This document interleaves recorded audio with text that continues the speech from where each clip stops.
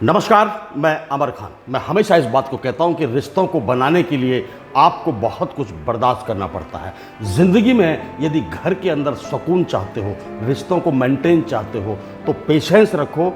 खुद को इतना मजबूत बनाओ कि हर छोटी छोटी बात पर खुद को उखड़ने ना दो। मैं बात कर रहा हूं 80 के दशक की सुपरहिट हीरोइन पूनम ढिल्लों की, जिसने अमिताभ बच्चन, राजेश खन्ना, जितेंद्र, संजीव कुमार, शशि कपूर जैसे बड़े फिल्मी सितारों के साथ काम किया और उसने अपनी ज़िंदगी को लास्ट मोमेंट पर जाकर ख़त्म सा कर लिया। अलग हो गए, मतलब अलग होना एक अलग बात है। आपकी ज़िंदगी सुकून में चल रही है और किसी वजह से आप अलग हो जाते तो एक डिस्टर्बेंस आपकी ज़िंदगी में आ जाती है। पूनम ढिल्लों 80 के दशक की बहुत ही खूबसूरत और प्यारी हीरोइन हुआ करती थी। वो फिल्मों में काम करना नहीं चाहती थी। 1962 में उनका जन्म हुआ था और 79 में तकरीबन 15-16 साल की उम्र में ही उन्होंने मिस इंडिया का खिताब जीत लिया था। और जैसे ही मिस इंडिया का खिताब जीता, फिल्मी डायरेक्टर, प्रोड्यूसर्स की नज़र उन पर पड़ी और उनको लगा कि इस लड़की के अंदर चार्म है, इसको ले लिया जाए। यश चोपड़ा साहब, ब्लेंडर जिसे कहा जाता है, फिल्म बॉलीवुड की बड़ी शख्सियत, उस वक्त फिल्म बना रहे थे त्रिशूल, जिसमें अमिताभ बच्चन, शशि कपूर, संजीव कुमार, राखी, इतनी बड़ी बड़ी शख्सियतें मौजूद थी। उस फिल्म के लिए एक छोटी सी बच्ची की ज़रूरत थी। हालांकि बच्ची नहीं कह सकते, एक बेटी, किसी कैरेक्टर की बेटी का रोल था। यश चोपड़ा साहब ने उसको ये रोल ऑफर किया, बड़ी मुश्किलों से परिवार से बात करके, क्योंकि नहीं चाहते थे, वो पढ़ भी रही थी उस वक्त, फिर भी परिवार से बात करके उसको राजी किया। और त्रिशूल फिल्म के अंदर सचिन जो कलाकार हुआ करते थे, जिनका एक गाना बड़ा फेमस था, गापुची गापुची गम गम किसी ची कम कम, उस गाने में जो सचिन थे, उनके साथ उनको हीरोइन का रोल दिया गया। फिल्म सुपर डुपर हिट रही। उसके बाद नूरी फिल्म आई। नूरी फिल्म के दौरान रमेश तलवार एक हुआ करते थे। फिल्म नूरी भी बहुत बढ़िया फिल्म थी, हिट रही। रमेश तलवार एक कैरेक्टर हुआ करते थे, उनके साथ फिल्म प्रोड्यूसर, उनके साथ पूनम ढिल्लों का कुछ मतलब रोमांटिक जो सीन है वो चलने शुरू हो गए, थोड़ा सा प्यार होना शुरू हो गया। रमेश तलवार ने उस वक्त, महंगे ज़माने में, उस वक्त उनको, पूनम ढिल्लों को एक फ्लैट मुंबई के अंदर लेकर दिया था। चारों तरफ चर्चा हो गई थी कि भाई पूनम ढिल्लों और रमेश तलवार एक दूसरे को चाहते हैं, शादी करने वाले हैं। ये बात हमारे यश चोपड़ा साहब को पसंद नहीं आई और उन्होंने उनको थोड़ा सा ये कोशिश की कि इनको दूर रखा जाए। वो दूर नहीं रहे तो यश चोपड़ा ने अपनी फिल्मों में काम देना ही पूनम ढिल्लों को बंद कर दिया। उसके बाद किसी फिल्म के सेट पर उनकी मुलाकात हुई राज सिप्पी से। प्रोड्यूसर थे, अच्छे खासे प्रोड्यूसर थे, फिल्मों में काम करते थे और फिल्में प्रोड्यूस करते थे। राज सिप्पी शादीशुदा थे। पूनम ढिल्लों जब उनसे मिली, उनसे उनकी मुलाकात हुई, तो पूनम ढिल्लों का दिल राज सिप्पी पर आ गया। उधर से राज सिप्पी भी पूनम ढिल्लों से प्यार करने लगे। दोनों का इश्क परवान चढ़ने लगा, घूमने लगे, फिरने लगे, बात आई शादी तक। पूनम ढिल्लों, मैं इस बात को हमेशा, देखिए, कहीं ना कहीं इन चीज़ों में महिलाओं की बहुत बड़ी कमी मानता हूँ। जब पूनम ढिल्लों को ये पता था कि वो शादीशुदा है, बच्चे हैं उसके, तो फिर किसी दूसरी महिला का घर बर्बाद करने की मतलब कोशिश ही क्यों की जाए। हालांकि नहीं कर पाई, तो कोशिश तो की गई ना। इस तरह से तो तुम्हारा घर भी कोई ना कोई तो बर्बाद करेगी ना। उसने राज सिप्पी पर यह दबाव डाला कि तुम अपनी पत्नी को तलाक दे दो और मुझसे शादी कर लो। उस वक्त इतने मैटर नहीं हुआ करते थे तलाकों के, बड़ा इज्जत और बेइज्जती का सवाल माना जाता था तलाक को। राज सिप्पी से उसने कहा कि तलाक दे दो, मैं तुमसे शादी के लिए तैयार हूं, मैं तुमसे शादी करूंगी, मैं तुमसे प्यार करती हूं। राज सिप्पी ने मना कर दिया कि मेरे बच्चे हैं, मेरा घर मेंटेन है, अच्छी तरह से गृहस्थी जीवन मेरा चल रहा है, मैं उसको तलाक नहीं दूंगा, हम इस तरह से ही रह सकते हैं जैसे हम रह रहे हैं। अब ये बात पूनम ढिल्लों को नागवार गुजरी, एकदम दिल पे ले गई, दिल टूट गया, परेशान रहने लगी, तन्हा रहने लगी, दिक्कतों में रहने लगी। और वो मतलब उसको लगा कि उसका जो जिससे वो प्यार करती थी उसने उसे धोखा दे दिया। मैं इस बात को कभी एग्री नहीं करता कि किसी शादीशुदा मर्द से औरत जब प्यार करती है तो उसके दिल के अंदर ये बात नहीं होनी चाहिए कि वो उस औरत को छोड़े और मेरे साथ शादी करे। कहीं ना कहीं ये चीज़ आपको भुगतनी पड़ती है, और भुगती मैं बता रहा हूँ आपको, आने वाले अभी 2 मिनट में बताने वाला हूँ सारी चीज़ें। उसने भुगती। जब राज सिप्पी ने मना कर दिया कि मैं शादी नहीं कर सकता तो परेशान हो गई। 1988 के अंदर अचानक इनके पिताश्री की मृत्यु हो गई। ये और ज़्यादा परेशान रहने लगे, और ज़्यादा दिक्कत में आ गई। उधर से प्यार ठुकरा दिया, प्यार ने ठुकरा दिया, इधर से पिता का साया भी सर से उतर गया, तो परेशान रहते थे। इनके एक दोस्त हुआ करते थे, इनकी जानकारी में एक प्रोड्यूसर, बड़े प्रोड्यूसर आए जिनका नाम था अशोक ठकरिया।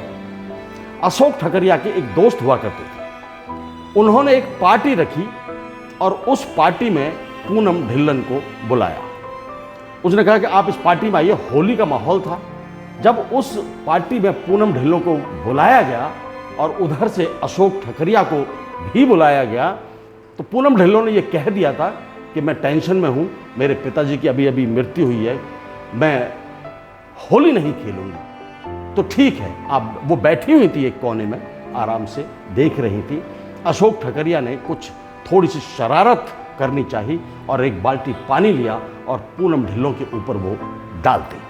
अब एकदम सरसरा कर पूनम ढिल्लों खड़ी हुई कि ये कौन है। थोड़ा सा गुस्सा हुई, हल्का सा, जैसे कहते हैं, नखरा सा दिखाया।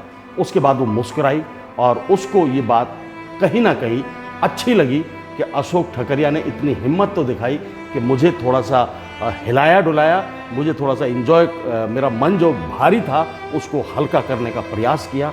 तो अशोक ठकरिया से पूनम ढिल्लों की मुलाकात लगातार चलती चली गई और वो मुलाकातें प्यार में बदल गई।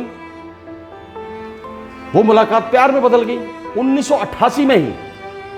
1988 के अंदर ही जिस साल में उसके पिताश्री की मृत्यु हुई, उसी साल में पूनम ढिल्लों और अशोक ठकरिया ने शादी कर ली। दोनों शादी के बंधन में बंध गए। पूनम ढिल्लों भी ये चाहती थी कि मैं उस पुरानी जिंदगी से थोड़ा सा मुझे चेंज चाहिए, मैं बदलना चाहती हूँ, निकलना चाहती हूँ, और वो निकल गई।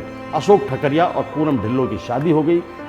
उनके कुछ दिनों के बाद 2 बच्चे हुए, एक बेटा और एक बेटी। फिल्म प्रोड्यूसर थे अशोक ठकरिया। उस वक्त फिल्में छोड़ चुकी थी पूनम ढिल्लों, घर पर रहती थी। औरतों के अंदर यह बात मुझे समझ नहीं आती है कि आदमी काम पर नहीं जाएगा तो कहां पर जाएगा। काम नहीं करेगा तो तुम्हारे खर्चे कहां से चलेंगे, घर कैसे बनेंगे, गाड़ियां कहां से आएंगी। वो चाहती है कि मेरे पास ही बैठा रहे, यहीं घूमता रहे, और 2 दिन घर में आदमी रुक जाएगा, उसके बाद कहेंगे घर में ही पड़ा रहता है, जाता ही नहीं है कहीं, कुछ करता ही नहीं है, उधर से किस्त भरनी है, उधर से गाड़ी भी नहीं ले पा रहा है, घर भी नहीं बना। वो कहीं भी उस आदमी को मतलब कंफ्यूज करके रखती है। बहुत सारी औरतें, मैं सभी औरतों की बात नहीं कर रहा हूं। अब उसको लगा कि अशोक ठकरिया मुझे समय नहीं दे पा रहा है। उसके दिमाग में कहीं से किसी ने ये बात भर दी कि अशोक ठकरिया का जो अफेयर है वो किसी और महिला के साथ चल रहा है, इस वजह से वो तुमको टाइम नहीं दे पा रहा है। अब देखिए, दिमाग देखिए इस महिला का। उसने बजाय उस चीज की छानबीन करने के या विश्वास करने, छानबीन की जरूरत नहीं पड़ती। जहां सच्चे रिश्ते होते हैं वहां छानबीन की जरूरत नहीं पड़ती। जरूरत है तो सिर्फ एक चीज की, और वो है विश्वास। उसने विश्वास नहीं किया, बात को मान लिया। किसी औरत को यदि बात करते हुए देख लिया तो उसके दिमाग में सूझने लगा, दिमाग चलने लगा कि इसका तो इसके साथ भी चक्कर है, उसके साथ भी चक्कर है, इसलिए मुझे ये टाइम नहीं दे पा रहा है। बजाय उसका हल निकालने के, इसने इतना गलत हल निकालने की कोशिश की कि जिससे इसकी जिंदगी और ज्यादा तबाह हो गई। इसने क्या किया कि इसने उसी ग्रुप के जानकार था, वो अशोक ठकरिया का भी जानकार था, इनका भी जानकार था, बहुत ज्यादा करीबी नहीं था लेकिन जानकार था। हांगकांग का एक बिजनेसमैन कीकू नाम का था, हांगकांग का एक बिजनेसमैन, उससे पूनम ढिल्ले ने रिश्ते बनाने शुरू कर दिए और इतने रिश्ते में आ गई कि उसके साथ रिलेशनशिप में रहने लगी। इसने ये सोचा कि यदि वो रिलेशनशिप में रह रहा है तो मैं भी रिलेशनशिप में रहूंगी, और जब अशोक ठकरिया को ये पता लगेगा कि मेरी पत्नी किसी के साथ रिलेशनशिप में रह रही है तो वो एकदम घबरा जाएगा, वो एकदम परेशान हो जाएगा, वो उस औरत को छोड़कर आ जाएगा, मेरे पास वापस आ जाएगा, फिर हम दोनों की जिंदगी सुकून में कट जाएगी।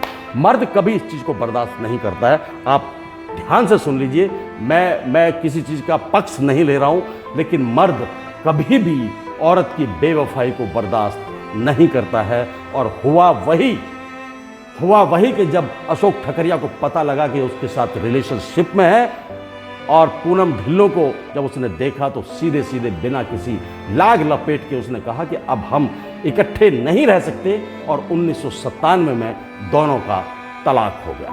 अपनी जिंदगी अपने पैर पर खुद ही कुल्हाड़ी मारी उस महिला ने।